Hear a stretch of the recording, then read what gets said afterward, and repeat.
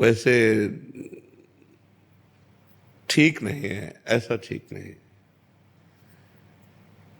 हमें बहुत गंभीर स्वभाव का होना चाहिए और क्षमावान होना चाहिए। क्षमावान होने से भगवान की प्रसन्नता प्राप्त होती है, भगवान की कृपा प्राप्त होती है। और क्रोध करने से हमारा पतन ही होता है। क्रोध हमारे पुण्यों को नष्ट करता है, पुण्यों से ही सुख विधान बनता है। अगर कोई क्षमा मांग ले और क्षमा करने लायक अपराध हो तो क्षमा कर देना चाहिए और तुरंत मुस्कुरा देना चाहिए। हम मनुष्य हैं, हम पशुता को ना धारण करें। क्रोध पशुता लाता है, हमारे अंदर आसुरी बुद्धि लाता है। हम क्रोध का त्याग करें, ये दोष है। काम, क्रोध, लोभ, मोह, मद, मत्सर, ये 6 दोष जीव को नरक पहुंचाते हैं।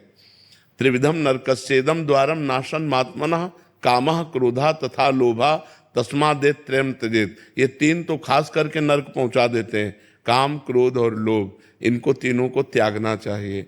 तो हमें लगता है कहीं कहीं क्रोधावेश दिखाने की आवश्यकता होती है, क्रोध करने की आवश्यकता नहीं होती। क्रोध का नाटक करने की आवश्यकता होती है।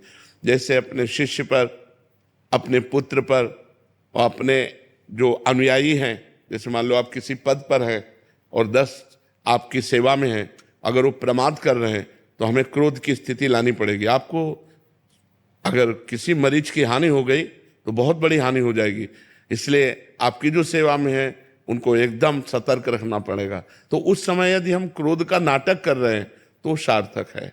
क्रोध अंदर से ना करें। अगर किसी की गलती हमारे प्रति हो गई है और वो हमसे क्षमा मांग रहा है और क्षमा करने लायक है, जैसे लायक शब्द इसलिए बोल रहे हैं कि जैसे स्त्री शरीर है, अब किसी ने गलत दृष्टि से हमें छेड़ा तो हमें एक्शन लेना चाहिए, उसे छोड़ना नहीं चाहिए।